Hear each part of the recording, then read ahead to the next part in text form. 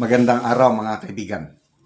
Bigyan natin ng opinion, reaction ngayon itong post ng GMA News tungkol sa patutsadahan between Senator Marcoleta and Senator Ping Lacson. Okay, naglabas ng post si Senator Panfilo Lacson sa kanyang mga social media pages matapos ang ginawang Senate plenary session ngayong Lunes, September 29. So, kapon ito. Sa Senado, grabe, pasabog ni Senator Escudero. Pinangalanan niya na si Romualdez na utak sa flood control scam. Senator Marcoleta rin. Sabi niya, bakit kasi may natatakot? May mga senador natatakot sa kay Romualdez. Hindi ako takot. So nagsalita Marcoleta, kine-question niya yung pamamaraan ng Blue Ribbon Committee hearing ngayon. Question niya yun. Kaya ito, nag-post si Senator Lacson. Sabi nito, walang pinatungkulan si Lacson sa naturang post. Pero sa sesyon, nagsalita nagsalita si Senator Rodante Marcoleta at bueneltahan ang pagpapatakbo ng investigasyon ng Senate Blue Ribbon Committee kaugnay ng mga maanumalyang flood control projects. So ito ang post ni Senator Lacson. Patotsada. Wala siyang pinangalanan, kaya lang as it can be opinion lang ito para kay Senator Marcoleta. Okay. Post ni Senator Lacson. A wise man once taught me, the best response to nonsense is silence. Kaya wala, hindi na lang daw siya umimik. Pinabayaan na lang niya kasi sabi niya, nonsense. Walang katuturan, walang laman yung mga pinagsasabi nyo. Okay? So, again, bahala na ang taong bayan. Court of public opinion. Ano ba sa tingin nyo mga kaibigan ang mas magandang takbo ng Blue Ribbon Committee hearing? Nung panahon ni Senate President Escudero with Marcoleta as Blue Ribbon Committee Chairman? O itong panahon ni Soto, Senate President, and Lacson as Blue Ribbon Committee Chairman? So, depende kung anong pananaw ng taong bayan. Kung ako ang inyong tatanungin, mas gusto ko ang direksyon panahon ni Senator Marcoleta as chairman ng Blue Ribbon. Maganda na yung tinutumbok. Ngayon, opinion ko lang ito, parang may question mark. Bakit parang there is something? Hindi ko lang ma-explain. Kasi nga, ano lang ito, observation ko lang ito. Ang pinakamagandang nangyari dito sa Blue Ribbon Committee hearing, mula nung nag-umpisa hanggang ngayon, yung paglantad ni retired Master Sergeant Orly Gutesa. To me, that's the most explosive so far. Kaya lang may counter action kaagad. Yung question yung notary public na allegedly hindi pinirmahan ng abogada. So, para bang nalagay na sa alanganin yung credibility ni Master Sergeant Gutesa. So, marami ang na-misunderstood nila si Lacson na parang kasi sabi niya, isusumpuin na sila ng korte. Parang lumalabas na ano yan? Pinoproteksyonan pa ni Lacson yung naaakusahan. To me, hindi naman. Mas maganda pa nga kung gumalaw yung korte, yung Manila Regional Trial Court.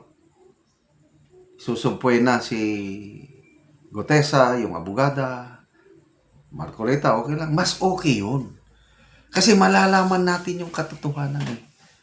At ako, naniniwala ko na hindi pineke ni Master Sergeant Gutesa yung perma ba yun, o yung docket number, series number, license number, yung dry seal, hindi niya yun ginawa on his own.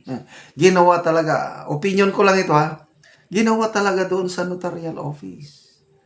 Na most likely, hindi yung abogada ang nagpirma. Pinirmahan lang ng staff. Kasi yun ang nangyari. Kaya kung mag-intervene ang korte na kung lalabas ang katotohanan, lalong tataas ang credibility ni Master Sergeant Gutesa. Plus, the fact, marami nang nagsabi na immaterial na yung signature ng notary public kasi nanumpa naman si Gutesa, ganun siya, yun na yun. So ito na lang, hintayin natin yung background investigation dito pa dito pa pinagdududahan itong si Senator Lacson, mga retired generals na may nagte-text sa akin, duda na ako. Duda na ako diyan kay Lacson. Mayroon ding isang retired general nagpo-post. Iba na yung post niya, PMAR din ito. Iba ng post niya, medyo nagdududa na kay Senator Lacson. Ako naman, I'm still giving him the benefit of the doubt. Kasi okay pa naman yung yung imbestigahan ng background check, okay lang yun. Kasi wala namang itinatagong masama si Master Sergeant Gutesa. Importante lang hintayin natin na may lalabas siyang kasamahan, yung kapwa niya Marines na nakadetail noon kay Saldico na mag-corroborate sa sinasabi niya. Ayan, may post din si Senator Lacson tungkol niyan. Kaya okay na ako kay Lacson. Na sabi niya, ang tutukan na namin ngayon is yung laman ng kanyang affidavit, yung laman, yung substance. Pag mag-corroborate ito ng other one, malakas na ebidensya. Wow. So, bahala na tayo mag-judge kung sino bang who is talking nonsense and with sense, Lacson or Marcoleta. But in the end, sa tingin ko lang, both of them, they want to know the truth. Sa tingin ko lang baka magkamali di okay lang. But silang dalawa may tiwala pa rin ako. Nagkaiba lang ng pananaw, nagkaiba lang ng pamamaraan. Salamat mga kaibigan sa inyong pagsubaybay sa ating channel. Nakakatulong kayo ng malaki sa tribong Talandig ng Bukidnon dahil ang income natin sa channel na ito is pantulong sa tribo. Sa ngayon, namimigay tayo ng libreng yero at pako sa kanila para makapagpatayo sila ng mas maayos na tahanan. Panoorin yung video na ito. Ang yero nga ipanghatag sa mga tao. So 20 ka pamilya ang nagkuha karon og yero. Ug karon mao na ni sila ang nagkuha sa yero, 20 ka pamilya.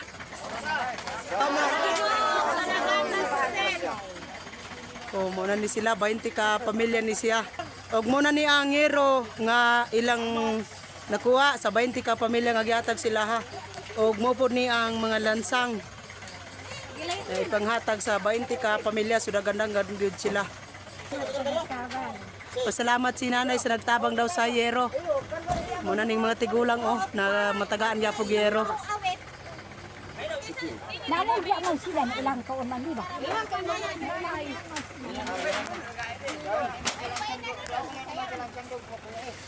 So muna ni ang bunggong kargahan. So tabangan sila sa kagawad sa bunggong ilang gikargahan. Inis ki manay ko koy.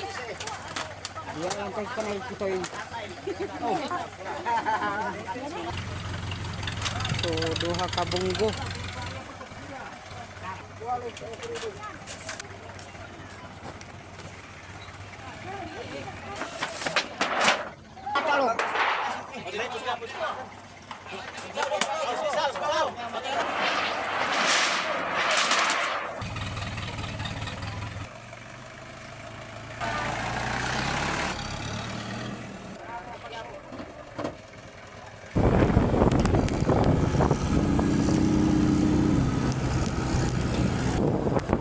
Karon abot na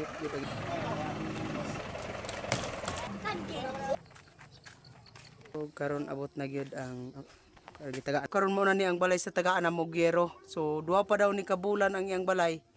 Apan buslot naman kay mga trapal gi pang sumpay-sumpal lang nga trapal. Sa Ginoo ug sa nagtabag sa sin nga makatuklag gid ko di kami ulan na.